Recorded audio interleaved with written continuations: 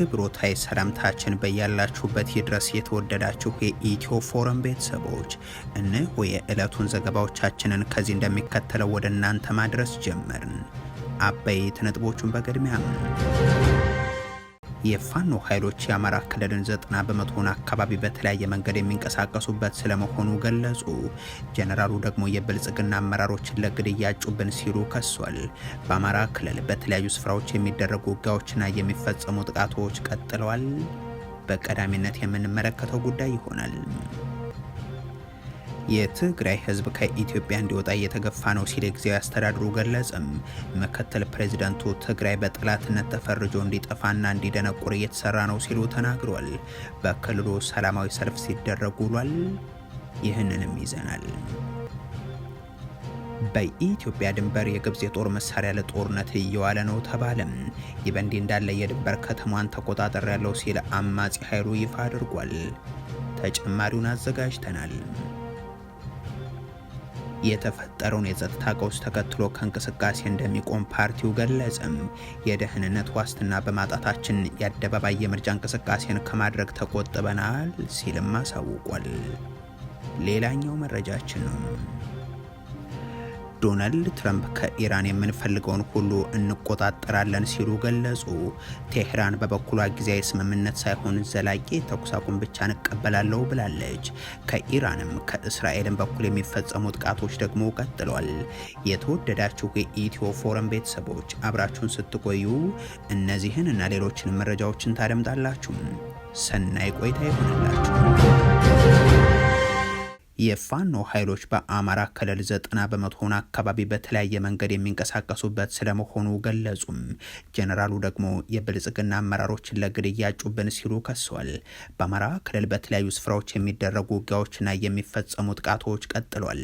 ከነዚህ መካከል በማዕከላዊ ጎንደር ሻውራ አቅራቢያም ባሉ አካባቢዎች ባለፉት ቀናት የተደረገው የሚገኝበት ነው። ከዚህ ቀጠና የቀናት ውጊያ በኋላ የመከላከያ ሰራዊቱም ከአንድ ወርና ከዛ በላይ ቆይታም በኋላ ወደ ሻውራ ከተማ መግባቱ ነው የተነገረው። በአካባቢው የፈረሰው የብልጽግናው መዋቅር አመራሮች ውስጥ የተመለሱትም ፋኖ የሰነድ ውድመት አድርሷል ሲሉ ገልጿል። ሌላኛው ላለፉት ተከታታይ ቀናት ውጊያ የተደረገበት አካባቢ ደግሞ የደቡብ ወሎ ተንታና አማራ ሳይንት ቀጠና ነው። በተለይም በተንታ የፋኖ ኃይሎች በመንግስት ኃይሎች ካምፕ ላይ የከፈቱትን ጥቃት ተከትሎ በተቀሰቀሰ ውጊያም ከፍ ያለ ሰብአዊና ቁሳዊ ጉዳት ማጋጠሙ ሰምቷል። በምስራቅ ጎጃም ዞን ደብረ ማርቆስ ጋን ውሃ ተብሎ በሚጠራ አካባቢ በፖሊስ አባላት ፓትሮል ላይ በተመሳሳይ በዛው በጎጃም ቀጠና መራዊ በሚሊሻ አባላት ላይ የተፈጸሙ ጥቃቶችም በቀጠናው የቀጠለውን የጸጥታ ቀውስ ማሳያ ተደርገው የሚነሱ ይሆናሉ። በሰሜን ወሎ ዞን ከጋሸና ወደ ስታይች በመጓዝ ላይ የነበረ የመንግስት ሰራዊት ደግሞ የደፈጣ ጥቃት እንዳጋጠመው ታውቋል። የፋኖ ኃይሎች ከሰሞኑ በክልሉ አንዳንድ አካባቢዎች የምርጫ ስምሪትን ያጀቡ በነበሩ አካላት ላይ ጥቃት ማድረሳቸውን መግለጻቸው የሚታወስ ነው። አስቀድመው የፋኖ ኃይሎች በክልሉ የሚደረግ ብልጽግናን የማጀብ የምርጫ እንቅስቃሴን እንደማይቀበሉ ገልጸውም ነበር። ከዚህ ጋር በተያያዘ ማብራሪያን ያቀረቡት የፋኖ ኃይሎች ቃል አቀባይ የሆኑት አስረስ ማረም የሰው ህይወት በየቀኑ በሚከፈልበት ጦርነትና እንዲህ ያለ የጸጥታ ቀውስ ባለበት ክልል ውስጥ የማስመሰል ምርጫ ለማካሄድ የሚንቀሳቀስ አገዛዝ ላይ የረባ ተጽዕኖን ማሳደር እንደማይቻል እያወቁ ለማጀብ የሚንቀሳቀሱ አካላት ገዳይ ስርዓትን የማጽናት ተባባሪዎች እንደሆኑ ማስታወስ ይገባቸዋል ይላሉ። እያንዳንዷ ስንዝር መሬት በአማራ ህዝብ ደም እየጨቀየ ባለበት በዚህ ወቅት ምርጫ አደርጋለሁ ብሎ ወይም ደግሞ የአማራ ህዝብ ወኪሉን በምርጫ ካርድ ይመርጣል ብሎ ማሰብ ከብደት ያልተናነሰ እይታ ነው። ነገር ግን አገዛዙ ሀፍረተ ቢስ ነው። አይናችሁን ጨፍኑና ላሞኛችሁ የሚል አገዛዝ ስለሆነ በምርጫ እንደተመረጠ አድርጎ መንግስት መስሎ ተጨማሪ እንደገና ሌጂቲሜሲ ፓወር የሚያገኝበት እድል መፈጠር የለበትም። ያን እንዲሆን ከአገዛዙ ጎን እንዳትተባበሩ የሚል ግልጽ ጥሪ ነው ያቀረብ ነው። ስለዚህ በጠላት መንገድ ከሄዳችሁ ጠላት ናችሁ ነው። ለኛ አብይ አህመድን እንዳገዛዝ ቆጥሮ ወይም ደግሞ ከአብይ አህመድ ጋር ተወዳድሮ አብይ አህመድን ሚዜ ሆኖ ሞሽሮ መልሶ በጠቅላይ ሚኒስትርነቱን ሊያስቀጥል ወይም ደግሞ ዘረፈጁን የብልጽግና አገዛዝ መንግስቱ ነው እንዲቀጥል ዓለም አቀፍ ተቀባይነት እንዲኖረው የተመረጠ መንግስት እንዲሆን የሚያደርግ አካል መቼም ላለፉት 3 ዓመታት የወደመውን ንብረት የወደቀውን የሰው ልጅ ብዛት በእያንዳንዱ ቀጠና የሚወድቁትን የመድፍ የድሮን አረሮች እያንዳንዱ እንቅስቃሴ የደረሰውን ሰብአዊ ቀውስ በሚገባ ይገነዘባል ብለን ነው የምናስበው። አመራሩ አክለውም አሁን የፋኖ ኃይሎች በ90% የክልሉ ቀጠናዎች በተለያየ መልኩ መንቀሳቀስ የሚችሉበት ደረጃ ላይ እንደሚገኙ ጠቅሰው የኃይል ሚዛኑ እንዲዛባ ያደረገ አቅም ፈጥረናል በማለትም አቅርበዋል። ነገር ግን ኢትዮጵያ የአማራም የፋኖ ኃይሎችን ብቻ ባለመሆኗም ካገዛዙ ጋር ለሚደረገው ትግልም እንዲሁም የድህረ አብይ ሁኔታው የሚወሰነው ከሌሎች ኢትዮጵያን ጋር በመሆን ነው ሲሉ አብራርተዋል። እኛ ጥናት እና ባለው ተጨባጭ ሁኔታ 90% የአማራ ክልል በህዝብ ቁጥርም በቴሪቶሪ 90% በፋኖ ቁጥጥር ስር ነው አሁን ባለንበት ሁኔታ ያለው። በአጠቃላይ ኢትዮጵያ ውስጥ ያሉ የፖለቲካ ኃይሎች በተናጥል በአብይ አህመድ ከመጥፋት መዳን የሚችሉት በትብብር አብይ አህመድን በማጥፋት ነው ብዬ አስባለሁ። ለዚህ ሁሉም ዝግጁ መሆን አለበት። አሉ የተለያዩ ስጋቶች፣ የተለያዩ ፍላጎቶች፣ የተራራቁ የሚመስሉ ሲሰራ የኖሩ ነገሮች አሉ። ነገር ግን አንዳንዶቹ ጋር የሚነሱ ክሶች እንኳን ካሉ ነገ በሽግግር ፍትህ የምናርማቸው የምናስተካክላቸው ናቸው። ምንም ነገር ከሀገር አይበልጥም። ምንም ነገር ከህልውና አይበልጥም። የፋኖ ኃይሎች በክልሉ ከንጹሐን ግድያና ከሰብአዊ መብት ጥሰት ጋር በተያያዘ ከሚቀርቡ ክሶች ጋር በተያያዘም ዓለም አቀፍ ገለልተኛ አጣሪ ቡድን ገብቶ እንዲመረምር ሙሉ ፈቃደኛ ስለመሆናቸው አመራሩ ለሪዮት ተናግሯል። ጄኔራሉ ደግሞ የትኞቹን ታጣቂ ኃይሎችን እንደሆነ ግልጽ ባያደርጉም የብልጽግና ባለስልጣናትን ለመግደል አጩብን ሲሉ ግን ከሷል። ይህንን ያሉት በከፊል በአማራ ክልል በአመዛኙ ደግሞ በኦሮሚያ ክልል ጦራቸውን አሰማርተው እየተዋጉ የሚገኙት የደቡብ እዝ አዛዡ ሌትናንት ጄኔራል ሰሎሞን ይተፋ ናቸው። ጸረ ሰላም ቡድኑ ያሏቸውን ነገር ግን በስም ያልጠቀሷቸው አካላት መሪዎቻችንና የመንግስት ሰራተኞችን አዋክበው ለግድያ በማጨት ለህዝባቸው ያላቸውን ጥላቻ በተግባር አሳይተዋል የሚል ወንጀልም አቅርበዋል። ጄኔራሉም የትግራይ ህዝብ ከኢትዮጵያ እንዲወጣ እየተገፋ ነው ሲል ጊዜያዊ አስተዳድሩ ገለጸም። ምክትል ፕሬዚደንቱ ትግራይ በጠላትነት ተፈርጃም እንድትጠፋና እንድትደነቁር እየተሰራ ነው ሲሉ ተናግሯል። በክልሉ ሰልፍ ሲደረግም ውሏል። 1.2 ሚሊዮን ተማሪዎች ዛሬም ወደ ትምህርት ገበታ ባልተመለሱበት ትግራይ የተመለሱትም ዳግም ያቋርጡ ዘንድ በጦርነት የወደመው የትምህርት ተቋም መልሶ ግንባታ ስራ ብቻ አይደለም የቆመው፣ ያሉትም ቁሳቁስ እንዳያገኙ መምህራንም ደሞዝ እንዳይከፈላቸው ጭምር እየተደረጉ ናቸውና ከፌደራሉ መንግስት በጀት መቋረጥ ምክንያት በመላው ትግራይ በመምህራንና በተማሪዎች የተመራ ሰላማዊ ሰልፍ የመካሄዱ ምክንያትም ይሄው ነው። ለወራት ደሞዝ እንዳልተከፈላቸውና መማር ማስተማሩ ሊቆም ስለመሆኑ የገለጹ መምህራንም አስቸኳይ መፍትሄ እንዲሰጣቸው ጠይቀዋል። መሰረታዊ ፍላጎቶቻችንን ማሟላት ተስኖላል፣ ሳንበላ ማስተማር አንችልም በሚል ድምጻቸውን አሰምተው መኖር ስላልቻልን ሰላማዊ ሰልፍ ወጥተናል፣ መስራትም አለብን፣ ለዚህ ደግሞ መብላት አለብን በሚልም ገልጿል። በሰልፉ ላይ የተገኙት የጊዜያዊ አስተዳድሩ ምክትል ፕሬዚደንት አቶ አማኑኤል አሰፋም ትግራይ ከኢትዮጵያ እንድትገፋ እየተደረገች ነው ሲሉ ገልጿል። ትምህርት ፖለቲካ ባልሆነበት ቢያንስ በዚህ ወቅት ጦርነትን ባልተቀሰቀሰበት ሁኔታም እንዲህ ያለ በደል በትግራይ ህዝብ ላይ እየተፈጸመ ያለው ትግራይን የማደንቆር ኋላ ቀር የማድረግና በሂደትም የማጥፋት የኢትዮጵያ መንግስት የቆየ ፍላጎት ነው ብለዋል። የኢትዮጵያ መንግስት ጅምላ ጦርነትን አውጆ ከዚህ በፊት ያደረሰው ጥፋት አልበቃ ብሎት በበደል ላይ በደል እየጨመረ ቀጥሏል በማለትም ሲያቀርቡ ተደምጧል። ህዝብ ትግራይ ካብ ኢትዮጵያ ተደፊኡ ካብ ኢትዮጵያ በኃይል ተደፊኡ ክወጽእ ብዙሕ ጻዕሪ ይግበረሎ። የትግራይ ህዝብ በግድ ከኢትዮጵያ ተገፍቶ እንዲወጣ ብዙ ጥረት እየተደረገ ነው።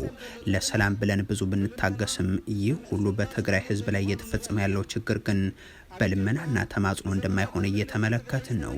የትግራይ ህዝብን እንደ ጠላት ቆጥረው የሚያደርጉትም ነው። ክልከላዎች ሁሉ መምህራንና ተማሪዎች ላይ ብቻ ያነጣጠሩ አይደሉም። ትግራይን የማደንቆርና የመበተን ፍላጎታቸው አካል ነው። ስለዚህ መምህራን፣ ተማሪዎች፣ የትግራይ ህዝብ በሙሉ በዚህ ወቅት በሚገባ ተረድተን አብረን አንድነታችንን አጠናክረን ለዚህ ሁኔታም የሚበጅም አድርገን መሻገር በሚገባን ምዕራፍ ላይ በሰብ ዓለም ዝምልከተኩም አካላት ሁሉ ኣብ ልዕሊ ትግራይ እንደ ምክትል ፕሬዚደንቱ ገለጻ ከሆነ የፌደራል መንግስቱ ክልከላውን እያከናወነ የሚገኘው ዓለም አቀፍ የሰብአዊ መብት ተቋማት ጭምር በሚልኩት እርዳታ ላይ ጭምር ነው። በአሁኑ ወቅት በአፋርና በሱዳን አቅጣጫዎች በትግራይ ዙሪያ ሰፊ ወታደራዊ ዝግጅት እየተደረገ ነው በሚል የጠቀሱት ምክትል ፕሬዚደንቱም ይህም ለሰላም የነበረውን ተስፋ ወደ 0% እያወረደው ስለመሆኑም አብራርቷል። በትግራይ ህዝብ ላይ እየተፈጸመ ያለው ግፍ ከ6 ዓመታት በፊት የጀመረ የዘር ማጥፋት ቀጣይ አካል ነው ያሉም ሲሆን ህዝቡ ህልውናውን ለማስከበር በጋራ እንዲቆምም ጥሪ አስተላልፏል።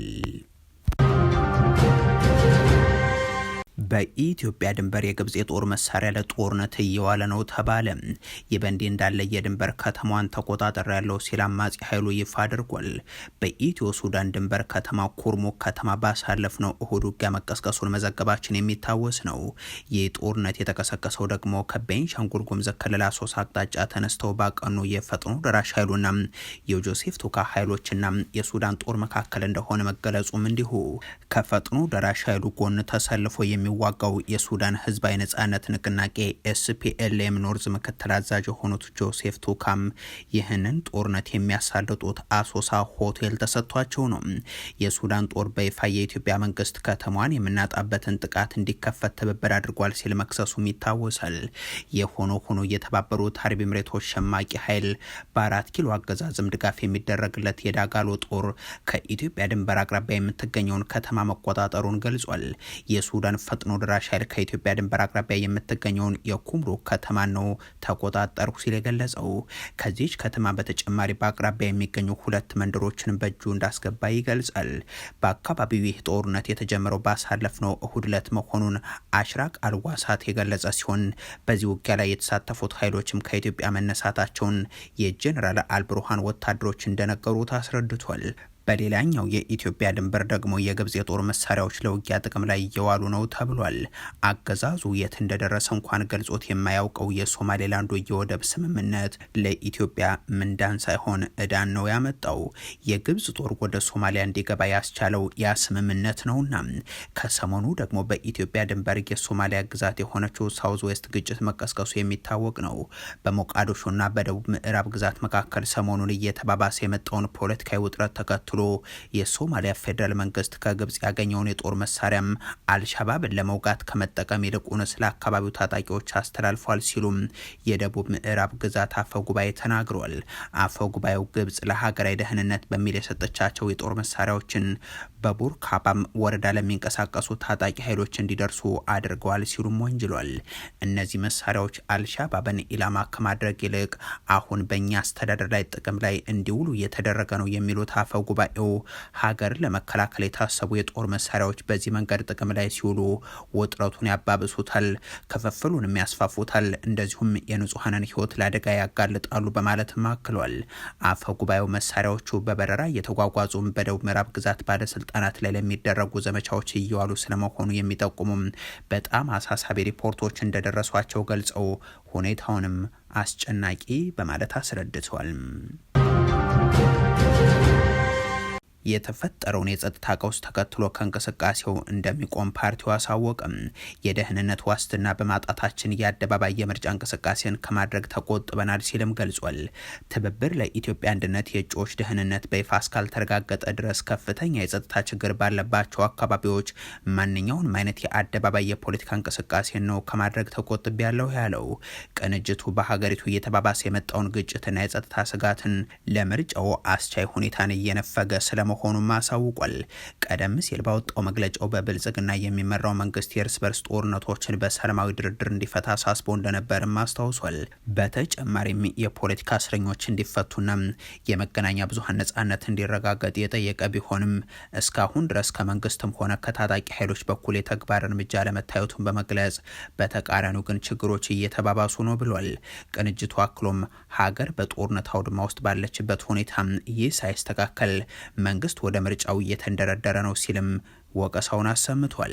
ፓርቲው እንደ ማስረጃ ሲያነሳም ባለፉት ተከታታይ ቀናት በተለይም በአማራ ክልል በማዕከላዊ ጎንደርና በአዘዞ ጸዳ ክፍለ ከተማ በእጩዎችና በምርጫ አስተባባሪዎች ላይ የደረሰውን ጥቃት በፓርቲ አባላትና በመራጩ ህዝብ ላይ ከፍተኛ ስነልቦናዊ ጫና የፈጠረ ሲል ገልጾታል።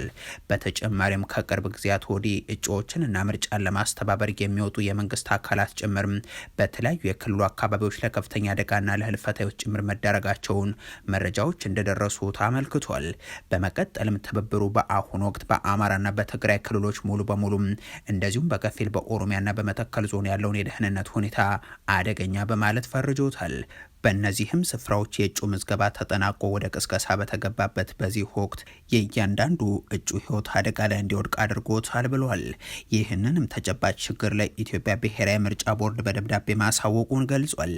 ትብብር ለኢትዮጵያ አንድነት መንግስት ጦርነቱን በጠረጴዛ ጠረጴዛ ዙሪያ ለመፍታት ትልቁን ድርሻ መወጣት አለበት በማለት ያሳሰበ ሲሆን የፓርቲውን እጩዎች ይህንን ደህንነት በይፋ እስካላረጋገጡ ድረስና ከፍተኛ የጸጥታ ችግር ባለባቸው አካባቢዎችም ማንኛውንም አይነት ይፋዊ መሆንም የአደባባይ የፖለቲካ እንቅስቃሴን ከማድረግ እንደሚቆጠብ አሳውቋል።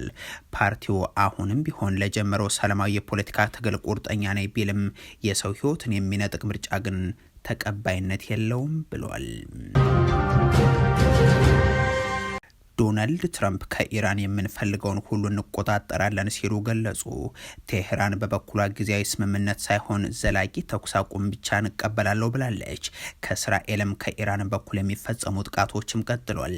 ከሰሞኑ የአሜሪካው ፕሬዚደንት ዶናልድ ትራምፕ ይፋ ያደረጉት ከዛም መነጋገሪያ የሆነው የድርድር ጉዳይ አሁንም ዋነኛ አጀንዳ ነው።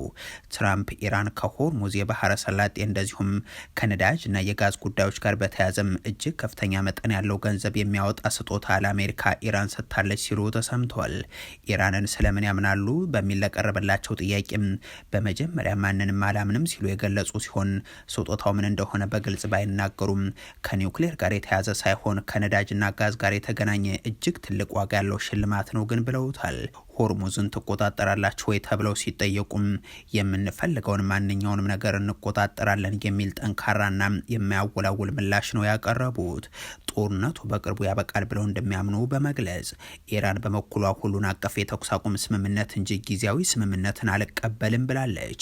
የኢራኑ የውጭ ጉዳይ ሚኒስትር አባስ አራግቺም ሀገራቸው ከአሜሪካ ጋር ሁሉን አቀፍ የተኩስ አቁም ስምምነትን እንጂ ጊዜያዊ ማታለያን እንደማትፈልግ የተናገሩት ደግሞ ከቻይናው አቻቸው ጋር ባደረጉት ውይይት ላይ ነው።